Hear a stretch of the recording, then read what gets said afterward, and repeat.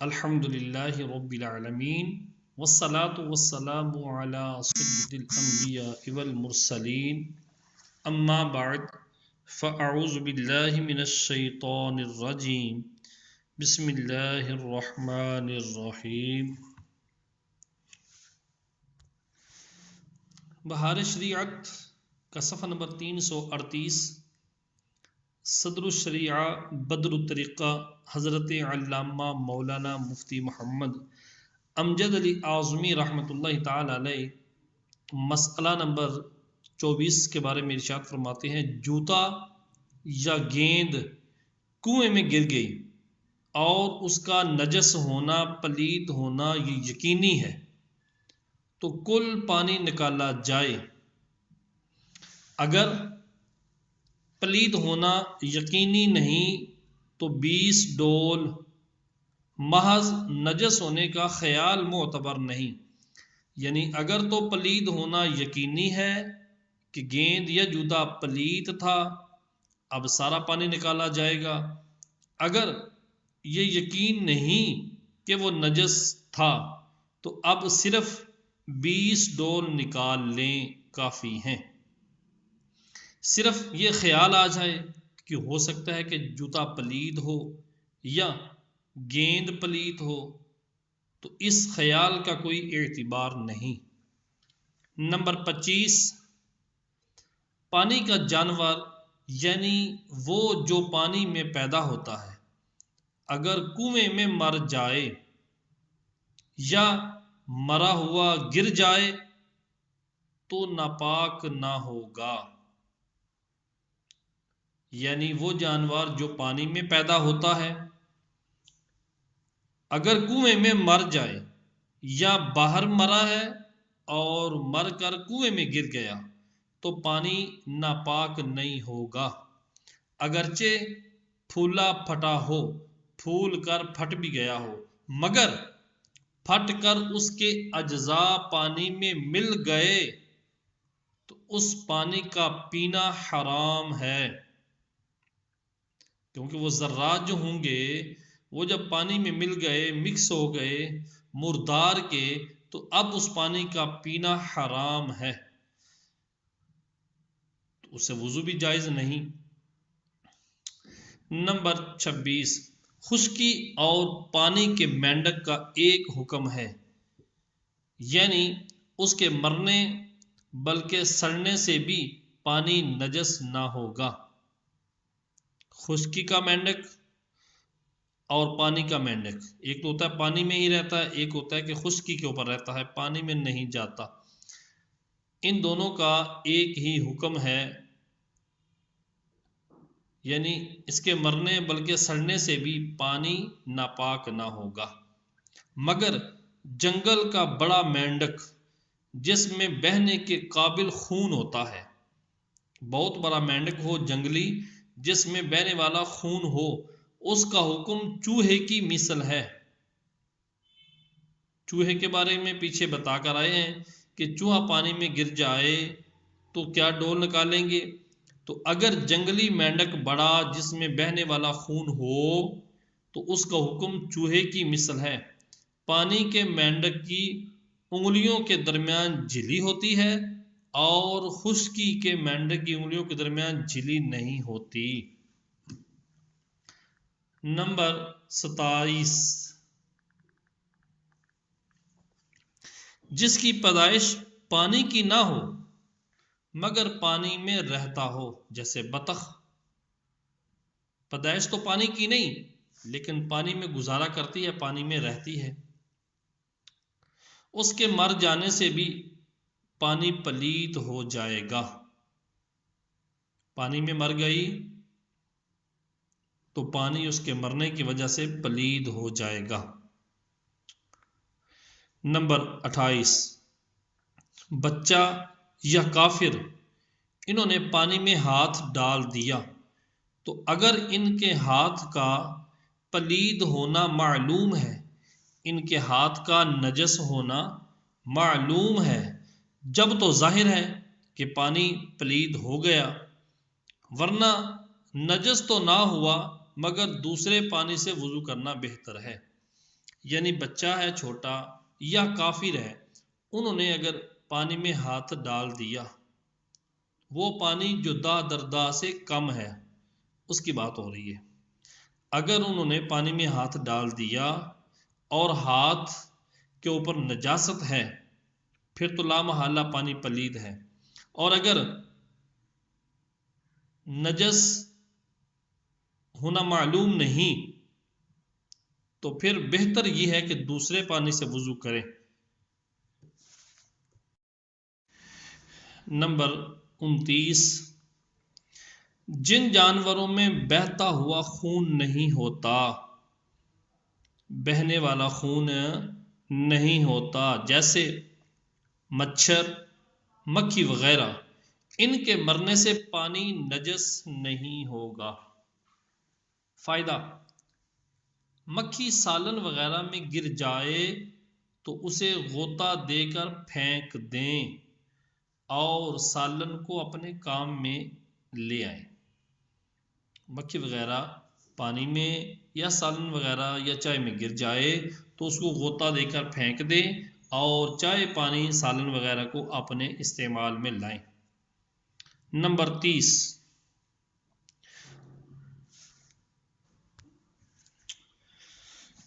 مردار کی ہڈی جس میں گوشت یا چکنائی لگی ہو، پانی میں گر جائے تو وہ پانی ناپاک ہو گیا، کل پانی نکالا جائے، اور اگر گوشت یا چکنائی نہ لگی ہو ہڈی پر، مردار کی ہڈی پر گوشت یا چکنائی نہیں لگی تو پاک ہے، مگر سور کی ہڈی، خنزیر کی ہڈی سے مطلقاً پانی ناپاک ہو جائے گا، چاہے اس پر گوشت ہو یا نہ ہو، چکنائی ہو یا نہ ہو۔ خنزیر کی ہڈی پانی میں گری تو پانی مطلقاً ناپاک ہو جائے گا، سارا پانی نکالا جائے گا۔ نمبر 31، جس کنویں کا پانی ناپاک ہو گیا اس میں سے جتنا پانی نکالنے کا حکم ہے نکال لیا گیا، تو اب وہ رسی ڈول جس سے پانی نکالا ہے پاک ہو گیا، دھونے کی ضرورت نہیں۔ ایک کنواں ناپاک ہو گیا، کل پانی نکالنا تھا، اب ڈول اور رسی کے ذریعے نکالتے رہے سارا پانی نکل گیا، تو اب ڈول اور رسی کا کیا حکم ہے؟ جب سارا پانی نکال لیا گیا ڈول اور رسی کے ذریعے تو ڈول اور رسی یہ دونوں بھی پاک ہو گئے، ان کو دھونے کی ضرورت نہیں۔ نمبر 32، کل پانی نکالنے کے یہ معنی ہے کہ اتنا پانی نکال لیا جائے کہ اب ڈول ڈالیں تو آدھا بھی نہ بھرے، اس کی مٹی نکالنے کی ضرورت نہیں، کنویں کی مٹی نکالنے کی ضرورت نہیں، نہ دیوار دھونے کی حاجت کہ وہ پاک ہو گئی۔ یعنی جو ہم نے کہا کہ کل پانی نکالا جائے گا، کل پانی نکالنے کا مطلب یہ ہے کہ اب اگر دوبارہ ڈول ڈالا جائے پانی نکالنے کے لیے تو آدھا بھی ڈول نہ بھرے تو پاک ہو جائے گا، اس کنویں کی مٹی نکالنے کی ضرورت نہیں، اور نہ ہی دیواریں وغیرہ دھونے کی حاجت ہے کہ جب پانی نکل گیا تو اب دیواریں پاک ہو گئیں۔ نمبر 33، یہ جو حکم دیا گیا ہے کہ اتنا اتنا پانی نکالا جائے، اس کا یہ مطلب ہے کہ وہ چیز جو اس میں گری ہوئی ہے اس کو اس میں سے نکال لیں، پھر اتنا پانی نکال لیں، اگر وہ اسی میں پڑی رہی تو کتنا ہی پانی نکالیں سب بیکار ہے۔ یعنی یہ جو ہم نے کہا کہ 20 ڈول یا 30 ڈول یا 60 ڈول نکالیں، یہ تب نکالنے ہیں جب آپ نے وہ چیز جس کی وجہ سے ناپاک ہوا ہے وہ پہلے نکالی ہو، اس کے نکالنے کے بعد یہ گنتی ڈولوں کی شمار کی جائے گی۔ نمبر 34، اگر وہ سڑ گل کر مٹی ہو گئی، وہ جو چیز گری ہے اس کے اندر سڑ کر گل گئی، مٹی ہو گئی، یا وہ چیز خود نجس نہ تھی بلکہ کسی نجس چیز کے لگنے سے نجس ہو گئی ہو، جیسے نجس کپڑا، اور اس کا نکالنا مشکل ہو، تو اب فقط پانی نکالنے سے پاک ہو جائے گا۔ یعنی کوئی چیز گری اس میں اور پانی کے اندر گل گئی، سڑ گئی، بالکل مٹی ہو گئی، پتہ ہی نہیں کدھر گئی، تو اب اس چیز کو نکالنے کی ضرورت نہیں، وہ نکلے گی نہیں، نکالنا مشکل ہے، تو اب خالی وہ پانی نکال دینے سے پانی کنواں پاک ہو جائے گا۔ نمبر 35، جس کنویں کا ڈول معین ہو تو اسی کا اعتبار ہے، اس کے چھوٹے بڑے ہونے کا کچھ لحاظ نہیں، اور اگر اس کا کوئی خاص ڈول نہ ہو تو ایسا ہو کہ 1 سع پانی اس میں آ جائے۔ واضح بات یہ ہے کہ جس کنویں کا ڈول معین ہو تو وہ جو ڈول ہے اسی کا اعتبار کیا جائے گا، اسی کی گنتی شمار ہوگی۔ ہاں اگر وہ ڈول چھوٹا ہے یا بڑا ہے تو اس کا کوئی لحاظ نہیں، کیونکہ ہم نے گنتی میں کہہ دیا ہے 20 سے 30، چھوٹا ہے تو پھر اس کی 20 30، اگر بڑا ہے تو 20، یعنی چھوٹے بڑے ہونے کا ڈول کا اعتبار نہیں۔ اور اگر اس کا کوئی خاص ڈول نہ ہو، اس کنویں کا کوئی خاص ڈول معین نہیں، تو پھر ایسا ڈول ہونا چاہیے جس میں 1 سع پانی آ جائے۔ 1 سع ایک پیمانہ ہے جو وضاحت انشاءاللہ آگے آئے گی کہ سع کیا ہوتا ہے، جس میں کم و بیش 2 کلو یا 2.25 کلو کے لگ بھگ پانی آتا ہے، تو 1 سع جس کی وضاحت آگے آئے گی، 1 سع ہونا چاہیے کہ ایسا ڈول ہو جس میں 1 سع پانی آ جائے۔ نمبر 36، ڈول بھرا ہوا نکالنا ضرور نہیں۔ اگر کچھ پانی چھلک کر گر گیا یا ٹپک گیا مگر جتنا بچا وہ آدھے سے زیادہ ہے تو وہ پورا ہی ڈول شمار کیا جائے گا۔ نمبر 37، ڈول معین ہے مگر جس ڈول سے پانی نکالنا وہ اس سے چھوٹا یا بڑا ہے۔ کنویں کا ڈول تو معین ہے لیکن جس ڈول سے پانی نکالنا وہ ڈول اس ڈول سے چھوٹا ہے یا بڑا، یا ڈول معین نہیں اور جس سے نکالنا وہ 1 سع سے کم و بیش ہے، تو ان صورتوں میں حساب کر کے اس معین یا 1 سع کے برابر کر لیں۔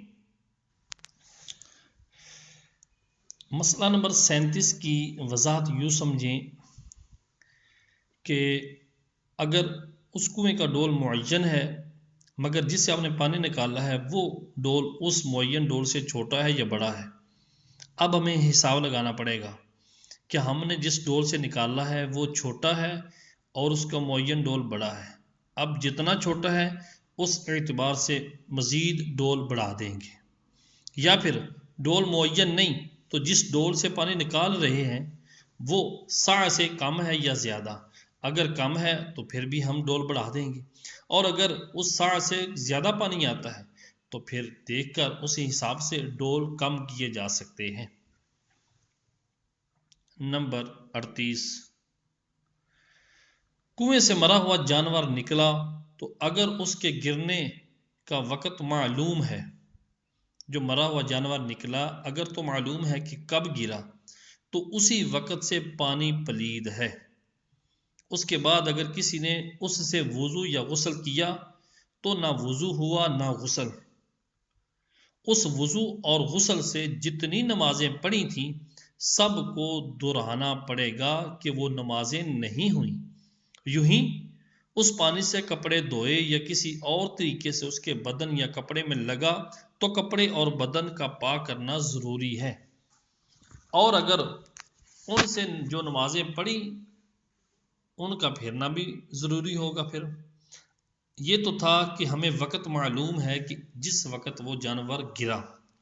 اور اگر وقت معلوم نہیں کہ جانور پانی میں کب گرا تو جس وقت دیکھا کہ گرا ہوا پڑا ہوا ہے، اس وقت سے پلید شمار کیا جائے گا۔ کنواں پلید ہو گیا، پانی پلید ہو گیا، اس وقت سے نجس قرار دیا جائے گا۔ اگرچہ پھولا پھٹا ہو، اس سے قبل پانی نجس نہیں، اس سے پہلے والا پانی جو معاملات آپ نے کیے وہ سب ٹھیک ہے، پانی پلید نہیں تھا، اور پہلے جو وضو غسل کیا تھا یا کپڑے دھوئے تھے کچھ حرج نہیں۔ تیسیراً اسی پر عمل ہو، لوگوں پر آسانی کرتے ہوئے اسی پر فتویٰ ہے اور اسی پر عمل کیا جائے گا۔ جی، مسئلہ نمبر 39، جو کنواں ایسا ہو کہ اس کا پانی ٹوٹتا ہی نہیں، کتنا ہی نکال لیں، یعنی جتنا نکالتے جائیں مزید اس میں نیچے سے اور اتنا آ جاتا ہے، اور اس میں نجاست پڑ گئی یا اس میں کوئی ایسا جانور مر گیا جس میں کل پانی نکالنے کا حکم ہے، تو ایسی حالت میں حکم یہ ہے کہ پہلے معلوم کر لیں کہ اس کنویں میں کتنا پانی ہے، وہ سب نکال لیا جائے۔ نکالتے وقت جتنا زیادہ ہوتا گیا اس پانی کا کچھ لحاظ نہیں، ہم نے یہ معلوم پہلے کر لیا کہ اس میں کتنے ڈول ہے پانی، اتنا ہم نے نکالنا ہے۔ اگر نکالتے دوران مزید اگر آ بھی رہا ہے تو اس کا کوئی لحاظ نہیں، اور یہ معلوم کر لینا اس وقت کتنا پانی ہے، اس کا طریقہ کار یہ ہے کہ دو مسلمان پرہیزگار جن کو یہ مہارت ہو کہ پانی کی چوڑائی گہرائی دیکھ کر وہ بتا سکیں کہ اس کنویں میں اتنا پانی موجود ہے، وہ جتنے ڈول بتائیں اتنے نکال لیے جائیں۔ ایک طریقہ تو یہ ہے کنویں کا کل پانی نکالنے کا، اور دوسرا طریقہ یہ ہے کہ اس پانی کی گہرائی کسی لکڑی یا رسی سے صحیح طور پر ناپ لیں، اور چند شخص بہت پھرتی سے 100 ڈول نکالیں، مثلا پھر پانی ناپیں، جتنا کم ہو اسی حساب سے پانی نکال لیں، کنواں پاک ہو جائے گا۔ یعنی چند شخص بہت پھرتی سے 100 ڈول مثلا نکال لیں، پھر پانی ناپیں، جتنا کم ہو اسی حساب سے پھر دوبارہ نکال لیں، کنواں پاک ہو جائے گا۔ اس کی مثال اب یوں سمجھیں کہ پہلی مرتبہ ناپنے سے معلوم ہوا کہ پانی 10 ہاتھ ہے، یا پہلی مرتبہ آپ نے ناپا تو پتہ چلا پانی 10 ہاتھ ہے، پھر 100 ڈول نکالنے کے بعد ناپا تو 9 ہاتھ رہا، تو معلوم ہوا کہ 100 ڈول میں 1 ہاتھ کم ہوا، تو 10 ہاتھ میں 10 100 یعنی 1000 ڈول ہوئے، جب نکالیں گے تو وہ پاکی آئے گی۔ نمبر 40، کنواں ایسا ہے کہ اس کا پانی ٹوٹ جائے گا مگر اس میں اس کے پھٹ جانے وغیرہ کے نقصانات کا گمان ہے، تو بھی اتنا ہی پانی نکالا جائے جتنا اس میں موجود ہے، پانی توڑنے کی حاجت نہیں کہ پانی بالکل اس کا کنیکشن توڑ دیا جائے، مزید پانی آنا رک جائے، وہاں کوئی قطرہ باقی نہ رہے، ایسی صورت نہیں ہے۔ ہم نے جتنا پانی ناپا تھا، جتنا موجود تھا وہ نکالنا ہمارے لیے ضروری ہے، مزید پانی کو نئے پانی سے توڑنے کی ہمیں حاجت نہیں، کہ جب تک نیا نہ بند نہ ہو جائے پانی پرانا نکالتے رہیں، ایسی نہیں ہے۔ نمبر 41، کنویں سے جتنا پانی نکالنا ہے اس میں اختیار ہے کہ ایک دم سے اتنا نکال لیں یا تھوڑا تھوڑا کر کے، دونوں صورتوں میں کنواں پاک ہو جائے گا۔ نمبر 42، مرغی کا تازہ انڈا جس پر ہنوز مانا ابھی، مرغی کا تازہ انڈا جس پر ابھی رطوبت لگی ہو پانی میں پڑ جائے تو پانی نجس نہ ہوگا۔ یوں ہی بکری کا بچہ پیدا ہوتے ہی پانی میں گرا اور مرا نہیں، جب بھی ناپاک نہ ہوگا۔ صلو علی الحبیب صلی اللہ تعالی علیہ وآلہ وسلم۔ صاحب بہار شریعت صدر الشریعہ بدر الطریقہ حضرت علامہ مولانا مفتی امجد علی اعظمی رحمۃ اللہ تعالی علیہ یہاں تک کنویں کے بارے میں بیان فرما رہے تھے۔ اب یہاں سے آدمی اور جانوروں کے جھوٹے کا بیان فرماتے ہیں۔ صفحہ نمبر 341 ہے، حصہ نمبر 2۔ نمبر 1، آدمی چاہے جنب ہو یا حیض و نفاس والی عورت، اس کا جھوٹا پاک ہے۔ کافر کا جھوٹا بھی پاک ہے، مگر اس سے بچنا چاہیے، جیسے تھوک، رینٹ، کھنکار کے پاک ہیں، مگر ان سے آدمی گھن کھاتا ہے۔ اس سے بہت بدتر کافر کے جھوٹے کو سمجھنا چاہیے۔ کافر کا جھوٹا اگرچہ پاک ہے، لیکن اسے بچنا بہتر ہے، کیونکہ مثال دے رہے ہیں صاحب بہار شریعہ، جیسے تھوک ہے، رینٹ ہے، کھنکھار ہے، پاک ہیں یہ چیزیں، لیکن انسان، نفیس انسان ان سے گھن کھاتا ہے۔ جب ان سے گھن کھاتا ہے تو یہ بھی تو ہیں تو پاک، لیکن کافر کے جھوٹے کو ان سے بھی ان چیزوں سے بھی بدتر سمجھنا چاہیے۔ جی، تو لہٰذا کافر کے جھوٹے سے بچنا چاہیے۔ عورت حیض و نفاس والی ہو یا آدمی جنبی ہو تو اس کا جھوٹا پاک ہے۔ مسئلہ نمبر 2، کسی کے منہ سے اتنا خون نکلا کہ تھوک میں سرخی آ گئی اور اس نے فوراً پانی پیا تو یہ جھوٹا ناپاک ہے، اور سرخی جاتی رہنے کے بعد اس پر لازم ہے کہ کلی کر کے منہ پاک کرے، اور اگر کلی نہ کی اور چند بار تھوک کا گزر نجاست کی جگہ پر ہوا،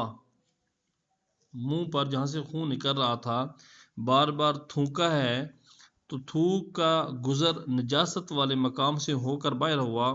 خواہ نگلنے میں یا تھوکنے میں، یہاں تک کہ نجاست کا اثر نہ رہا تو طہارت ہو گئی۔ اس کے بعد اگر پانی پیے گا تو پاک رہے گا، اگرچہ ایسی صورت میں تھوک نگلنا سخت ناپاک بات اور گناہ ہے۔ نمبر 3، معاذ اللہ شراب پی کر فوراً پانی پیا تو پانی نجس ہو گیا، اور اگر اتنی دیر ٹھہرا کہ شراب کے اجزاء تھوک میں مل کر حلق سے اتر گئے تو اب وہ پانی جو پیا وہ ناپاک نہیں، مگر شرابی اور اس کے جھوٹے سے بچنا ہی چاہیے۔ نمبر 4، شراب خور کی مونچھیں، شراب پینے والے کی مونچھیں بڑی ہوں کہ شراب مونچھوں میں لگی تو جب تک ان کو پاک نہ کرے جو پانی پیے گا وہ پانی اور برتن دونوں ناپاک ہو جائیں گے۔ یعنی اس کی مونچھوں پہ اگر شراب لگی ہے تو جب تک وہ مونچھیں دھوئے گا نہیں، پاک نہیں کرے گا، تو جو پانی پیے گا، جس برتن کو مونچھیں لگیں گی وہ ناپاک ہو جائیں گے۔ نمبر 5، مرد کو غیر عورت کا اور عورت کو غیر مرد کا جھوٹا اگر معلوم ہو کہ فلانی یا فلاں کا جھوٹا ہے، بطور لذت کھانا پینا مکروہ ہے، مگر اس کھانے پینے میں کوئی کراہت نہیں آئی، گناہ نہیں، لیکن لذت کے طور پر کھانا پینا جھوٹا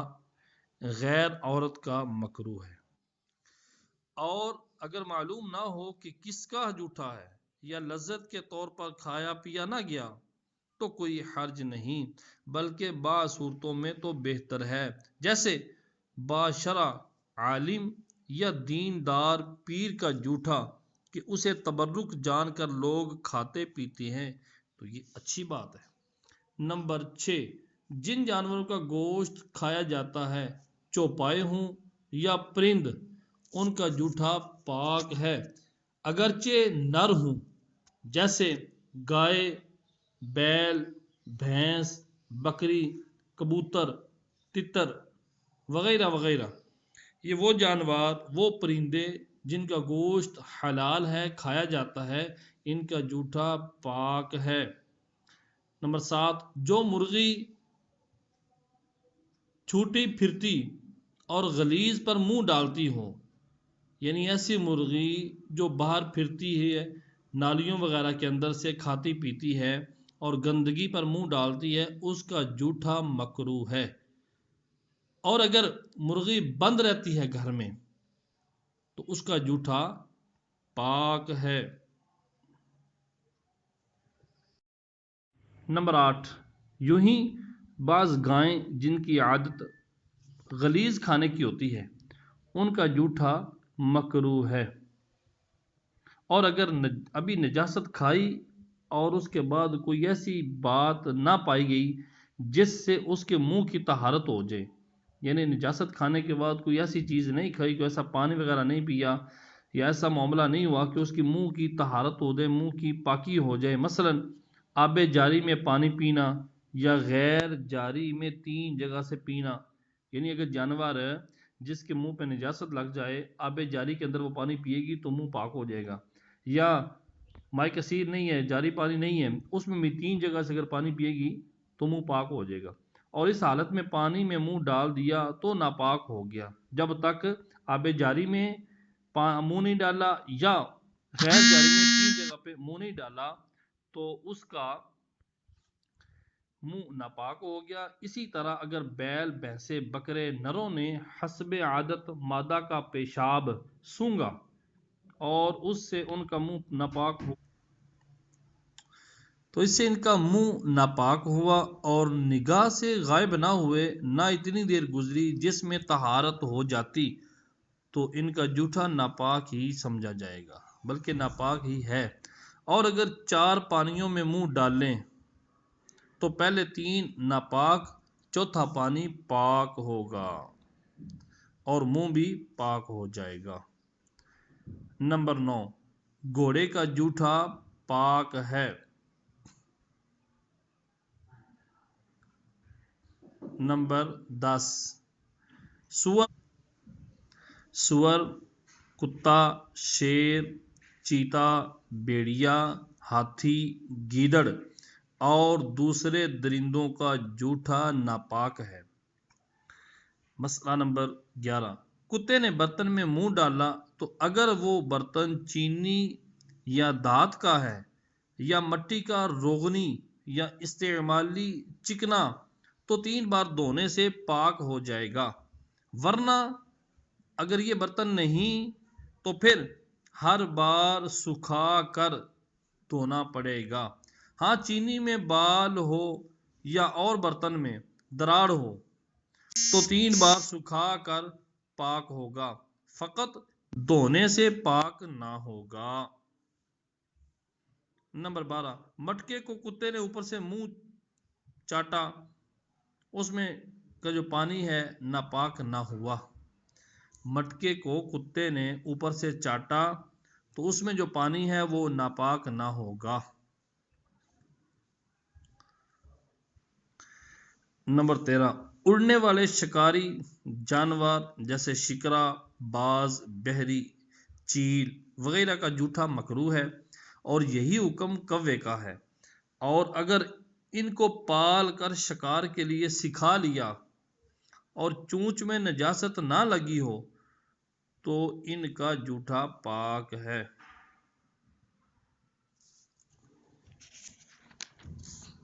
نمبر 14، گھر میں رہنے والے جانور جیسے بلی، چوہا، سانپ، چھپکلی ان کا جوٹھا مکروہ ہے۔ نمبر 15، اگر کسی کا ہاتھ بلی نے چاٹنا شروع کیا تو چاہیے کہ فوراً کھینچ لے، چھوڑ دینا کہ چاٹتی رہے مکروہ ہے، اور چاہیے کہ ہاتھ دھو لے، بے دھوئے اگر نماز پڑھ لی تو ہو گئی، مگر خلاف اولا ہے، بہتر نہیں ہے۔ نمبر 16، بلی نے چوہا کھایا اور فوراً برتن میں منہ ڈال دیا تو برتن ناپاک ہو گیا، اور اگر زبان سے منہ چاٹ لیا، چوہا کھانے کے بعد اپنی زبان سے اپنا منہ چاٹ لیا کہ خون کا اثر جاتا رہا تو ناپاک نہیں۔